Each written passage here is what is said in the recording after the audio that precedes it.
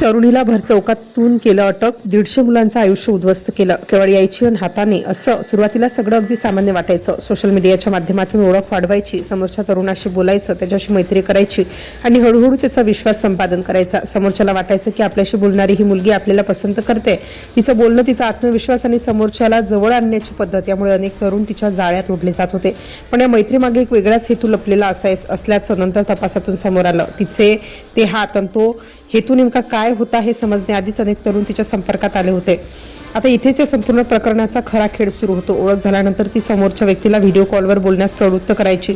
सुरुवातीला हा कॉलही अगदी सामान्य वाटायचा. समोरची व्यक्ती ही निर्धास्त असायची, पण या संभाषणाची कुणालाही कल्पना नसताना नोंद केली जात असल्याचा आरोप आहे. काही क्षणांचा हा व्हिडिओ पुढे त्या तरुणासाठी आयुष्यभराची डोकेदुखी ठरू शकतो याची त्याला कल्पनाही नसायची. आणि एकदा हा व्हिडिओ तिच्या हातात गेल्यानंतर परिस्थिती पूर्णपणे बदलायची. यानंतर सुरू व्हायचा दबावाचा खेळ. समोरच्या तरुणाला धमकावलं जायचं आणि पैशांची मागणी केली जायची असा तपासातील दावा आहे. सुरुवातीला कमी रकमेची मागणी, नंतर वाढती मागणी आणि पैसे दिले नाही तर व्हिडिओ कुटुंबियांना किंवा इतरांना पाठवण्याची धमकी.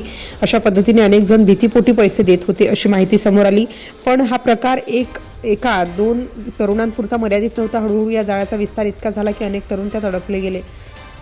सगळ्यात धक्कादायक बाब म्हणजे या जाळ्यात सामान्य तरुणांसोबत काही पोलीस अधिकारी आणि सरकारी कर्मचारीही अडकले असल्याचं तपासात समोर आल्याचं सांगितलं जातं. म्हणजे समोरची व्यक्ती कोण आहे, तिचं पद काय आहे, समाजात तिची प्रतिष्ठा किती आहे, तिच्यापर्यंत पोहोचणं आणि तिच्यावर दबाव निर्माण करणं हा या संपूर्ण प्रकरणाचा भाग असल्याचं समोर आलं. बाहेरून पाहताना हे सगळं एका साध्या मैत्रीपासून सुरू झाल्यासारखं दिसत होतं, पण पडद्यामागे एक मोठं जाळं तयार होत होतं. आता तुम्हाला प्रश्न पडला असेल, एवढ्या लोकांना अडकवल्यानंतर पोलिसांना याचा सुगावा कसा लागला आणि या कथेला एवढा मोठं वळण कुठून मिळालं? याचं उत्तर एका धक्कादायक घटनेत आहे. 20 जानेवारीचा तो दिवस. विशेष म्हणजे हा दिवस त्या तरुणीसाठी एकदा साधा दिवस नव्हता. तिचा वाढदिवस होता, पण याच दिवशी काही मिनिटात परिस्थिती अशी बदलली की तिच्या आयुष्याची दिशाच बदलून गेली. एका खासगी रुग्णालयाच्या व्यवस्थापकाकडे पैशांची मागणी केल्याचा आरोप तिच्यावर होता, मात्र समोरच्या व्यक्तीने पैसे देण्यास नकार दिला. त्यानंतर परिस्थिती चिघळली, रस्त्यावर वाद झाला आणि अचानक तिच्या हातात पिस्तूल असल्याचं समोर आलं. परिसरातील लोकांना काही कळायच्या आत गोळीबार झाला, पण ज्याला लक्ष केलं होतं त्याला गोळी लागली नाही. गोळी चालकाच्या पोटाला लागल्याचं समोर आलं. काही क्षणापूर्वी गजबजलेला रस्ता अचानक भीतीने स्तब्ध झाला. भरचौकात गोळीबार झाल्यानंतर मात्र लोकांनी धाडस दाखवलं.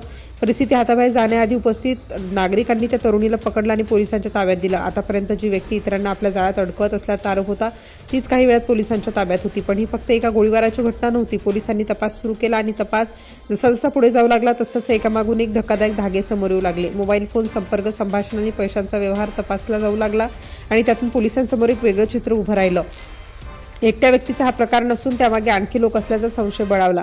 ज्या पद्धतीने तरुणांशी संपर्क साधला जात होता, त्यांच्यावर दबाव आणला जात होता आणि पैशांची मागणी केली जात होती, त्यामागे एक संघटित नेटवर्क असल्याचं तपासात समोर आल्याचं सांगितलं जातं. आणि इथे या कथेत आणखी एका व्यक्तीची एंट्री होते. तिचा प्रियकर असल्याचं सांगितलं जाणारं नाव म्हणजे आकाश उर्फ बंटी वर्मा. पोलिसांच्या तपासात बंटीचाही या संपूर्ण नेटवर्कमध्ये सहभाग असल्याचं समोर आलं, मात्र प्रकरण उघडकीस आल्यानंतर तो फरार झाला होता. पोलिसांनी त्याचा शोध सुरू केला आणि अखेर त्यालाही अटक करण्यात आली. त्यामुळे आतापर्यंत वेगवेगळ्या घटनांमध्ये विखुरलेले धागे एका ठिकाणी जोडले जाऊ लागले. आता कल्पना करा, एका बाजूला 150पेक्षा जास्त तरुणांच्या तक्रारी आणि ब्लॅकमेलिंगचे आरोप, दुसऱ्या बाजूला गोळीबाराची घटना आणि त्यात आणखी एका व्यक्तीचा सहभाग. पोलिसांसमोर तपासाचं मोठं आव्हान उभं होतं. या प्रकरणात नेमके किती लोक अडकले, किती जणांकडून पैसे उकळले गेले आणि या सगळ्यांमध्ये आणखी कोण कोण आहे हे प्रश्न तपासात यंत्रणेसमोर होते. पण या सगळ्या घटनांमध्ये एक गोष्ट मात्र स्पष्ट झाली होती, ही केवळ एका तरुणाची वैयक्तिक कहाणी राहिलेली नव्हती. तपास पुढे गेल्यानंतर या तरुणीला लेडी डॉन म्हणून ओळखलं जाऊ लागलं. तिचं नाव अंशिका सिंह असल्याचं समोर आलं. बाहेरून पाहता सामान्य आणि आकर्षक व्यक्तिमत्व, पण पोलिसांच्या तपासातून तिच्यावर गंभीर आरोप होते. तरुणांची जवळीक वाढवून त्यांना व्हिडिओ कॉलमध्ये अडकवणं, त्यानंतर त्या व्हिडिओच्या आधारे ब्लॅकमेल करणं आणि पैशांची मागणी करणं असा आरोप तिच्यावर करण्यात आला. तब्बल 150पेक्षा जास्त तरुण तिच्या जाळ्यात अडकल्याचं सांगण्यात आलं. पण ही घटना इथे संपत नाही. अंशिका तुरुंगात गेल्यानंतर तिच्या वर्तनाबद्दलही वेगवेगळ्या चर्चा समोर आल्या. तुरुंगातही योगा करत असल्याचं, भोजपुरी गाण्यांवर डान्स करत असल्याचं आणि इतर कैद्यांनाही नाचायला लावत असल्याचं सांगितलं जातं. म्हणजे बाहेरच्या जगात गंभीर आरोपांचा सामना करणारी हीच व्यक्ती तुरुंगांच्या भिंतीआडही आपल्याच अंदाजात वावरत असल्याचं चित्र समोर आलं. आणि दुसरीकडे ज्या लोकांसोबत तिचं आयुष्य जोडलेलं होतं त्यांच्यापैकी अनेकांनी तिच्यापासून अंतर घेतल्याचं सांगितलं जातं. नातेवाईकांनीही पाठ फिरवली माहिती अशी समोर आलेली आहे. एका बाजूला पोलिसांचा तपास, दुसऱ्या बाजूला गंभीर गुन्ह्यांचे आरोप आणि तिसऱ्या बाजूला तिचं बदललेलं वैयक्तिक आयुष्य. काही काळाभोवती ज्या मुलीभोवती अनेक लोक फिरत होते, तिचं आयुष्य अचानक तुरुंगांच्या भिंतींना आड पोहोचलं.